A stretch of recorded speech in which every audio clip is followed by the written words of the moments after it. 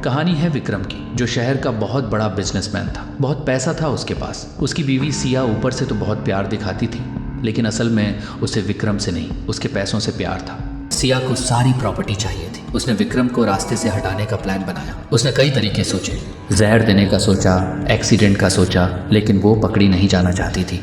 उसे एक ऐसा प्लान चाहिए था जो कुदरती हादसा लगे। सिया ने विक्रम को एक बोट राइड पे जाने के लिए कहा। विक्रम, जो अपनी पत्नी पर आंख बंद करके भरोसा करता था, तुरंत मान गया। वो नहीं जानता था कि वो पिकनिक पर नहीं, अपनी मौत के सफर पर जा रहा है। दोनों आराम से बोट राइड के मजे ले रहे थे।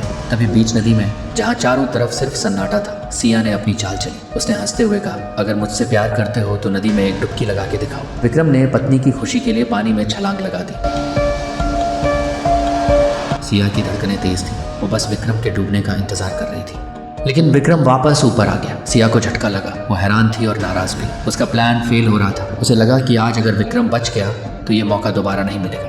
उसने तुरंत दूसरा दांव खेला। उसकी आंखों में अब प्यार नहीं, सिर्फ पागलपन था। उसने सामने वाली ऊंची जानलेवा चट्टान की तरफ इशारा किया। दम है तो वहां से कूद कर दिखाओ। विक्रम ने उसे देखा और फिर चुपचाप चट्टान पर चढ़कर छलांग लगा दी। इस बार विक्रम वापस नहीं आया। पानी शांत हो गया। 1 मिनट बीता, 2 मिनट बीते, कोई हलचल नहीं। सिया ने राहत की सांस ली। अब उसके चेहरे पर खुशी थी। विक्रम का किस्सा खत्म हो चुका था। सारी दौलत अब उसकी थी। सिया ने जश्न मनाने के लिए बोट वापस मोड़ी, लेकिन जैसे ही चाबी घुमाई, इंजन स्टार्ट ही नहीं हुआ। घबराहट में उसने लाइफ जैकेट उठाई, वो भी फटी हुई थी। फोन देखा, नेटवर्क गायब। सिया के पैरों तले जमीन खिसक गई। अब वो उस बोट पे अकेली थी। ना ही कोई उसकी मदद करने वाला था, ना वो खुद अपनी मदद कर सकती थी। लेकिन असली मुसीबत तब दिखी जब उसने सामने देखा एक विशाल झरना। बोट सीधा उस झरने की तरफ जा रही थी।